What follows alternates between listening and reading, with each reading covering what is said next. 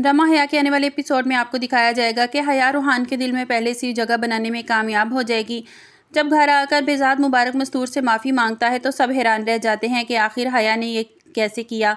मुबारक मस्तूर भी ये सोचने पर मजबूर हो जाएगी कि मेरी सारी बहुओं में से समझदार बहू हया है, लेकिन साथ ही वो शक में भी मुब्तला हो जाएगी कि आखिरकार हया ने ये किया तो किया कैसे। रूहान अब खुद को बहुत खुशकिस्मत समझता है कि इसकी बीवी बहुत समझदार है, लेकिन अब जो काम आफाक भाई नहीं कर सके वो हया ने कर दिया।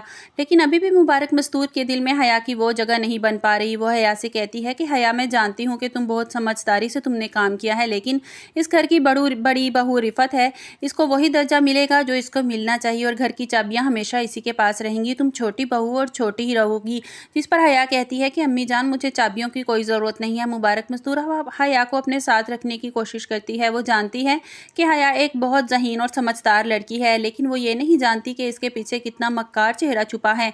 हया अपनी बनाई हुई दलदल में आखिर खुद ही फंस जाएगी और उसे एहसास भी नहीं होगा कि इसने क्या किया, और उसकी हकीकत जब सबके सामने आएगी तो सब घर वाले तो क्या, रूहान भी इससे नफरत करने लगेगा। और जब मुबारक मस्तूर हया के से चाबियों की बात करती है तो हया सोचती है कि मैंने सोचा था कि रिफत जब अम्मी से आफाक भाई के बारे में बात करेगी तो अम्मी इससे नाराज़ हो जाएंगी और ज़रूर घर में कोई मदमज़गी फैलेगी, लेकिन ऐसा कुछ भी नहीं हुआ। अभी भी चाबियां मुझे देने के लिए तैयार नहीं है। वो रिफत को ही अहमियत दे रही हैं। वो सोचती है कि बिल्ली की माँ कब तक खैर मनाएगी। रिफत को तो आखिरकार इस घर से जाना ही होगा। मैं निकाल कर ही रहूंगी और रिफत की जगह मैं ले लूंगी, और रिफत के बाद बारी आएगी मुबारक मस्तूर की।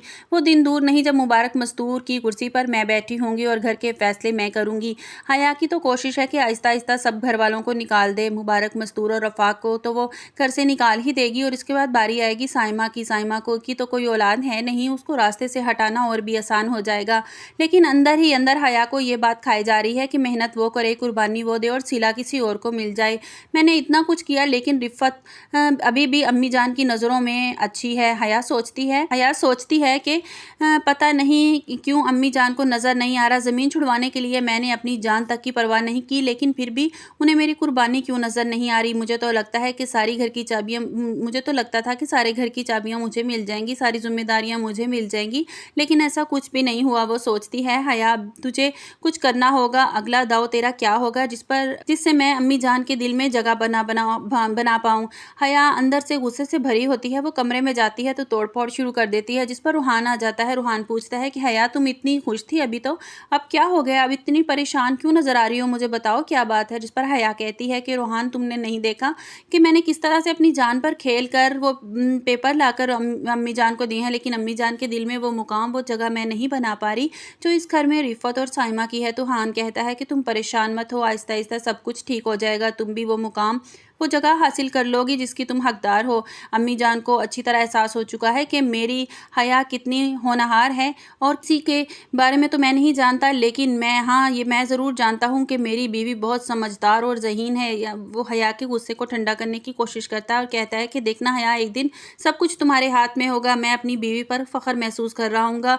ये बात करके रूहान हया के करीब आने की कोशिश करता है और हया एकदम से पीछे हट जाती है। वो अब देखना यह है कि हया और रूहान के बीच में ये दूरियां कब ख़त्म होंगी। आपको हमारी वीडियो कैसी लगी? कमेंट्स बॉक्स में अपनी राय का इजहार कीजिएगा और लाइक और सब्सक्राइब कीजिएगा।